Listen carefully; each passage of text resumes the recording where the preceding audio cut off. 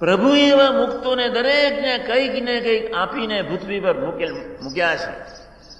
આજે તમારી સુરુચિ બી વધતી જાય છે, તમારી સેવાની ભાવના બી વધી રહી છે, તમારી સમર્પણની ભાવના બી વધી રહી છે, તમારામાં કંઈક ઘણું ઘણું વધી રહ્યું છે. એવો એક અદ્ભુત આત્મીયતાનો સમાજ. જ્યારે આપણે ગુણ ગાવાનો જ્યારે એક મંગલકારી અવસર આવ્યો છે, ત્યારે બુદ્ધિનો ડર એનું કહેવાય, બીજાનું મનન ચિંતન, બીજાના દોષ સ્વભાવનું મનન ચિંતન કરે. બુદ્ધિનો ડર એનું કહેવાય, એ વાતે ટીકા ચર્ચા કરે. એના જેવું કોઈ ધરતી પર પાપ નથી. કદાચ મન બુદ્ધિના નાલાયક હેવાય કરીને કદાચ બીજાના દોષ સ્વભાવનું મનન ચિંતન થઈ ગયું તો એ માફી મળશે. પણ બીજાના દોષ સ્વભાવની પ્રકૃતિની બીજાની આગળ જો વાતો કરી નાખી, બીજાની ભૂલ કદાચ તમે બીજાની આગળ બિરદાવી નાખી, એ પાપને ભગવાન સ્વામિનારાયણ ક્યારેય માફ નહીં કરે. અનલેસ એન્ડ અનટિલ તમે દિલથી અંતરથી પ્રાર્થના કરો અથવા નિષ્કપટ ભાવે ખુલ્લો એક કરાર કરો. 3 જગ્યાએ નિષ્કપટ ભાવે વર્તવાનું છે જ. ગયાનું 5 નિશ્ચયમાં અનિશ્ચયના ઘાટ. પોતાનો ટાળ્યો દોષ ન ટળે ત્યારે, અને અભાવ ગુણને ભાવ ફેર. અનિવાર્ય છે નિષ્કપટ ભાવ, અનિવાર્ય. નોંધી લેજો ડાયરી. ત્યાં હું પ્રાર્થના કરી લઈશ તેવી ચાલવાનું નથી. હેત કરતા ચડે વિશ્વાસ ને, વિશ્વાસ કરતા ચડે નિષ્કપટ ભાવ. 3 ચીજ જે ગુણાતીતાન સ્વામીની વાતમાં, હેત, વિશ્વાસ અને નિષ્કપટ ભાવ. ફરી સમજાવું છું. બુદ્ધિના પાપે કરીને, બુદ્ધિના ડોરે કરીને દરેક વ્યક્તિ એમ માને છે હું બુદ્ધિશાળી છું. તમને કોઈને ખબર નથી. વચનાત્મા પ્રથમ 72 હું હમણાં સુધી લાવું છું. ક્રિયાશક્તિ, ઈચ્છા શક્તિ ને જ્ઞાન શક્તિ એક ભગવાન સ્વામિનારાયણને આધીન છે.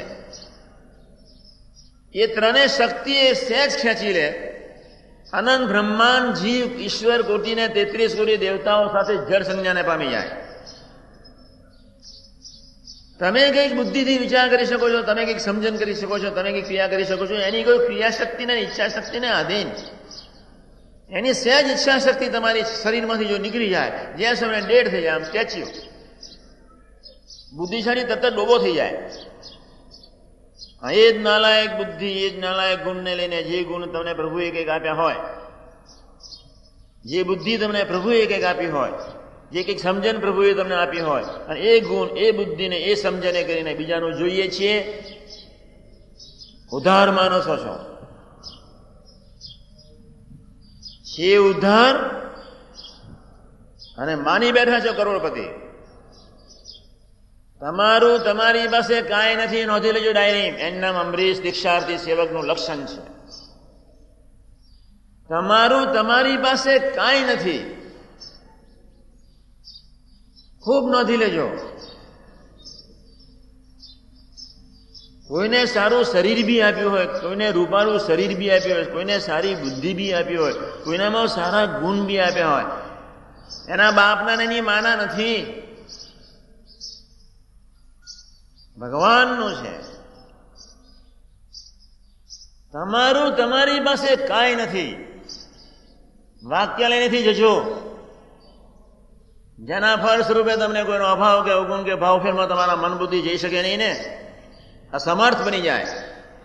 આજે હું વાત કરીશ, તમે વર્તવાના છો એવું નથી. અંતરથી રડીને પ્રાર્થના કરવી પડશે અબજો વર્ષના એ સંસ્કારોને બદલવા માટે. તમારું તમારી પાસે કાંઈ નથી. અને જ્યારે તે જે દિવસથી આપણે અંતરથી સંકલ્પ કરીને આ માનીને એક સત્સંગની શરૂઆત કરીશું, પછી હૈયું કોઈક જુદા પ્રકારના ભાવથી ઉભરાશે.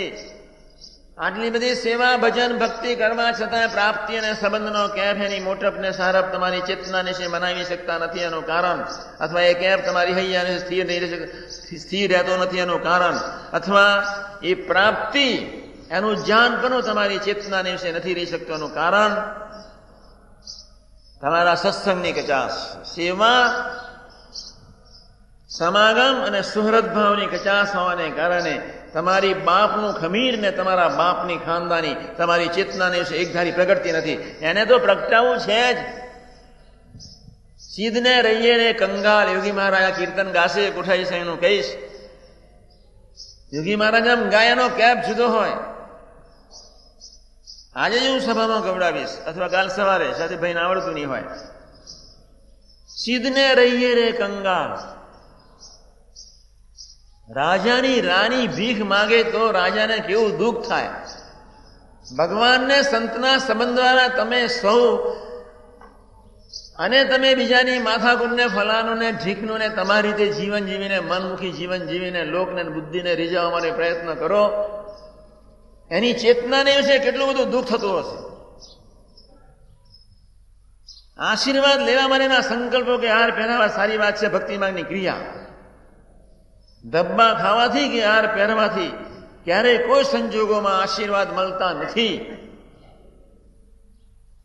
આશીર્વાદ તો મળે સાચા ભાવથી સેવા સમાગમને સુહૃદ ભાવથી ઉઠાવ લઈએ તો આશીર્વાદ તો સહજ અપાઈ જાય છે. એને મારે કોઈ દાખલો કરવો પડતો નથી. આશીર્વાદ તો મળે તમારા બાપના કેપથી આપણે વર્તીએ તો. આશીર્વાદ તો મળે એના સંબંધથી વર્તીએ તો. આશીર્વાદ તો મળે ગુણાતીત પુરુષો જે કક્ષાએ જીવન જીવી ગયા છે એના તરફ એક નજર રાખીને વર્તીએ તો. આશીર્વાદ તો મળે કે દિલથી વાતો કરવાનું શીખીએ તો. વાત નહીં કરતા આશીર્વાદ નહીં. જમાડી દીધી કેસર કેરી, સુરત વાળા ઘારી, ખંભાત વાળા સુતરફેની અને સૌરાષ્ટ્ર વાળા અડદિયા, એટલે કે આશીર્વાદ મળી જાય છે. આવતા જન્મે આવજો. મારી પાસે કાંઈ નથી. બહુ મોટી કૃપા થઈ ગઈ જેના ફળ સ્વરૂપે અથવા આપણા કોઈ અદભુત ભાગ્યોદય પ્રગટાવવાના કોઈ મંગલકારી હેતુથી અથવા આપણને અંતરથી સુખી કરવાના કોઈ મંગલકારી હેતુથી શાસ્ત્રીજી મહારાજને, યોગી મહારાજી, કાકાજી, પપ્પાજી જેવા પુરુષે આપણને ગોદમાં લીધા, સ્વીકાર્યા, ગ્રહણ કર્યા, પોતાના માન્યા, બનાવ્યા. હજુ તો ઘણા અમરીશોને તો કપડાની પણ સુખ આવે છે. આવતા જન્મે આવજો સુખી થવા માટે. બે પ્રકારના કપડા, આના જ કપડા સારા બી રાખીશું. હજુ કપડાનો વિચાર કરે. એક પાગલપણમાં જીવનાર સમાજ